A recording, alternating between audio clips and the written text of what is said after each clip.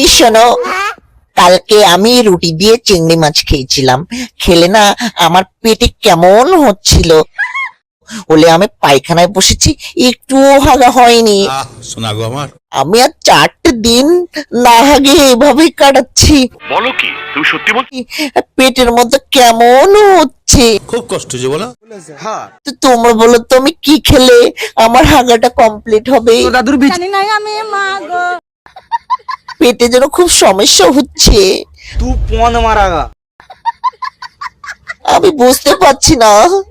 আমার পেটে গু, चूरेर बाच्चा।